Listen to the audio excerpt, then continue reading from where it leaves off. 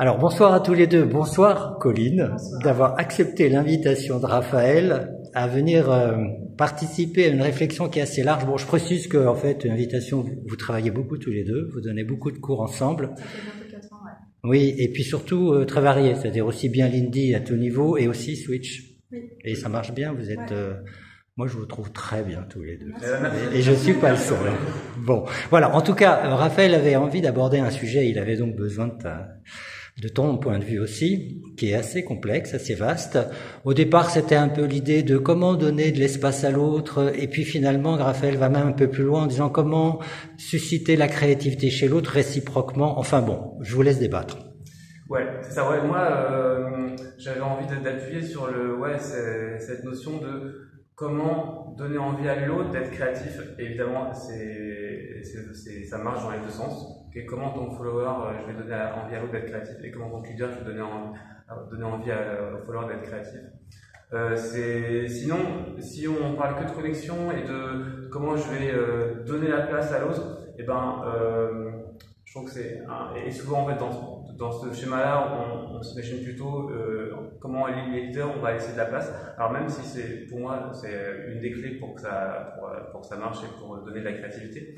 Mais du coup, ce que je disais avant la vidéo, c'est que si on réfléchit comme ça, on réfléchit encore en se disant, ok, c'est à nous de prendre l'initiative de donner de l'espace, alors que ça ne devrait pas être comme ça. Si on veut vraiment avoir une danse où on s'écoute, où on partage des choses, en fait, ça se fait en même temps, quoi. Donc, comment je vais faire, comment en tant que follower on va faire, donc ça, c'est le vaste sujet, on ne sait pas encore. Mais voilà, en tout cas, pour moi, c'est important de l'aborder comme ça. Comment on fait pour que l'autre ait envie d'être créatif? Et voilà. Susciter de l'envie de danser avec toi, à l'autre.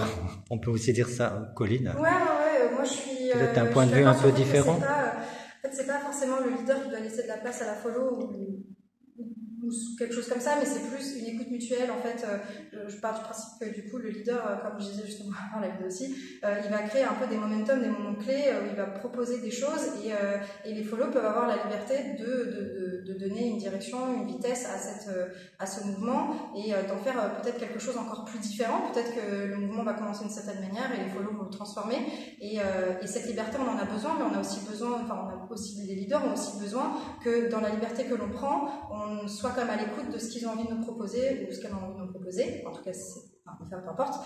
Et qu'on sente aussi que si on prend une liberté de faire quelque chose et que notre leader n'avait pas forcément envie de le faire ou n'est pas dans l'écoute de ce qu'on est en train de faire, c'est ok aussi. Et des fois, c'était pas le moment parce qu'il y avait quelque chose qui était prévu de l'autre côté.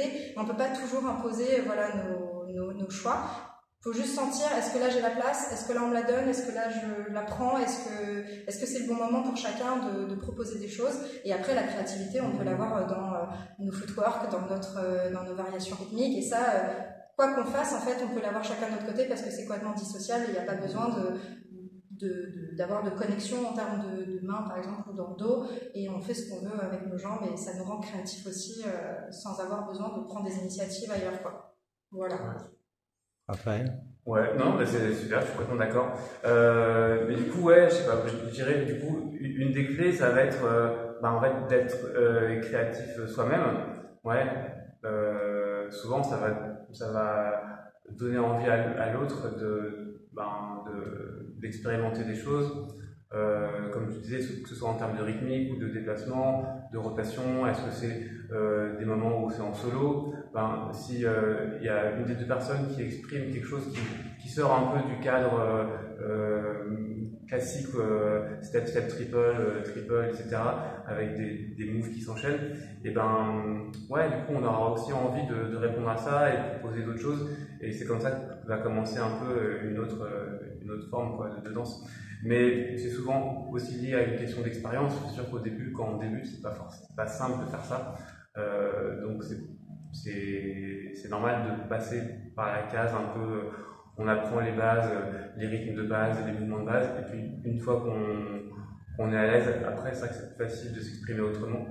Mais donc c'est pas forcément quelque chose qu'on va expérimenter facilement à tout niveau, quoi. C'est surtout alors, en parlant d'expérimenter, la gageure, là, je crois, ça va être les 2 démos qui suivent, une sans musique et une avec musique. Comment on peut le montrer? Est-ce qu'il y a des astuces? Est-ce qu'il y a des figures? Est-ce que, bon, on va voir. C'est vous qui allez improviser un peu. On va essayer.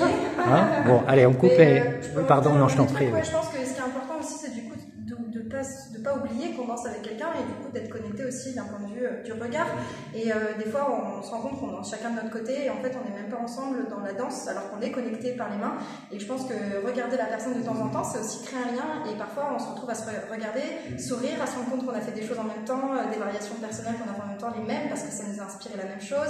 Et en fait, on connecte de plus en plus et des fois, à la fin, on peut être mort de rire, on peut vraiment s'amuser et créer des choses aussi par le regard et une connexion qu'on crée ailleurs que juste dans les mains, quoi. Voilà. On va voir ça. Mais la première démo sans musique, vous pouvez aussi parler en montrant, en dansant. Hein.